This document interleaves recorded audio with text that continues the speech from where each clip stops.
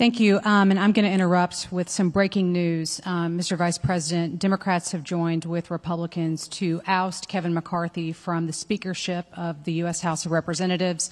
Clearly, this is developing as we are talking right now, but with a development like this, what sort of a message do you see something like this sending to other countries about the stability of U.S. government? I mean, the Speaker of the House is arguably the most powerful member of that chamber. And what do you think this says to countries who are looking at what's happening here?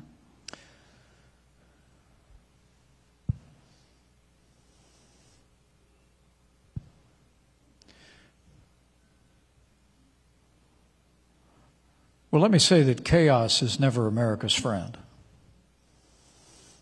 And it's never a friend of American families that are struggling.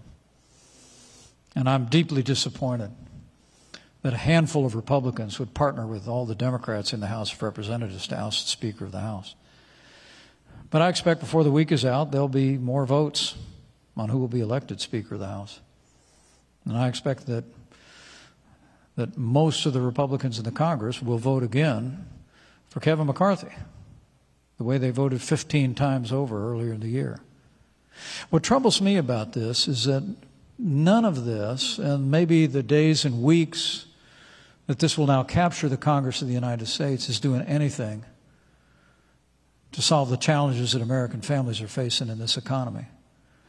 None of it's doing anything to secure the southern border of the United States. None of it's doing anything to lower the cost of energy that's putting a tremendous burden on American families. So I think Congress will continue to work its will. But for my part, if I'm President of the United States, I'm going to work really hard to create an environment in Washington, D.C. Where we focus men and women at both political parties on the challenges facing our country. I mean, I said at the very beginning, Meg, the reason I'm running for president is not because I want to find out what it's like to work in the White House. Right? Been there, done that. I'm running for president of the United States because I think the country's in a lot of trouble. American families are hurting. The world's becoming more dangerous by the day.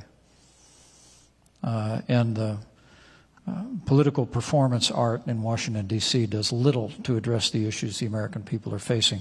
If I'm president of the United States, we'll focus on the needs and the challenges and the opportunities and the future of the American people. So help me God.